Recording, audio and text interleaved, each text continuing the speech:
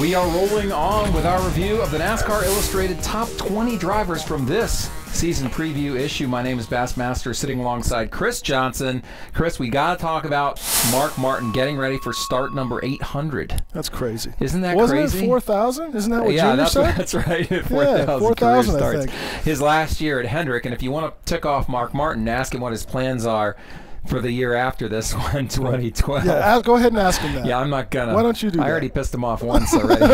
But Mark Martin didn't make the chase last year, but performed pretty well in the chase as far as earning points. Where do you think that team sits this year? Seemed like Hendrick didn't have the advantage equipment-wise that they had in 2009. Yeah, I think the great mystery to me here, and we've talked about this in the office before, is everybody knew the spoiler was coming, okay? And then when you have the talent and you have the resources and the technology that Hendrick has, why was there so much trouble with them? Because they really suffered. Jimmy was the only guy who won a race on that team last year. Yeah. I mean, how does that happen? Especially after Mark won 5 times the year before, finished second in points, 7 poles, yada, yada. I mean, how does that happen? So, I don't know. Looking ahead, I'm not real hopeful in terms of the Ageless Wonder making the chase this year. I don't know where. Is that based on age, or is it just based on? It's based on the situation mostly. I mean, you know, he's got one eye on the future. He's got one eye. I know nobody wants to talk about lame duck, and I'm sure Mr. Hendrick will do everything he can as far as resources to get him back in the winner's circle. But I just think with Casey Kane coming in 2012, I don't know. I just can't see him finishing any better than he did last year when he was 13th. Right. Now, you talk about Lance McGrew, obviously a new crew chief combination from Mark. He seemed to work very well with Alan Gustafson.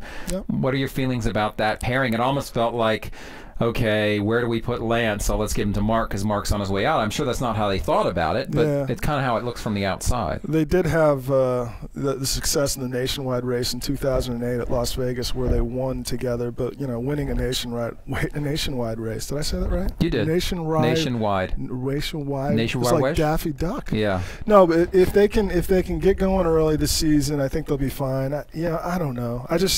I could see him winning 2 races this year. Yeah. And maybe finishing where he did last year in points. How important is a good start for a guy in his last year with a team to get that kind of positive feeling? And I think it always helps. And Mark was actually strong last year. He was 12th at Daytona. I think he was 4th in the next 2 races at Auto Club Speedway in Las Vegas. So it wasn't until Martinsville, when the spoiler came into play, that team really kind of struggled, which, again, is kind of a mystery to me. Now, as far as Mark's age, you know, that's another thing no one wants to talk about. He's only 75. He's in very good shape. We all know that. Yeah. But at some point, drivers do, you know, at some point between, 0 and 121, they lose a little something. So is age a factor with Mark Martin or not? You know, I really don't think it is, and just because of his training regimen and his diet, you know, it's been well chronicled.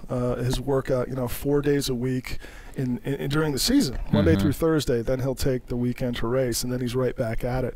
I don't think that's a factor. I really don't. But I just think, and I hate to say it, this is his last chance probably to win a Cup title. Yeah. And I just don't think it's going to happen. And he would have to go down as one of the greatest Cup drivers never to win a Cup title. Yeah, I certainly agree. What does he finish second, like 6 times or something, and third 2 or 3 times? It's been quite a ride for Mark Martin. A perfect dream season. I mean, is this a guy that, I know you don't think he's probably going to make the chase, but he's got Hendrick, he's got Mark Martin's talent.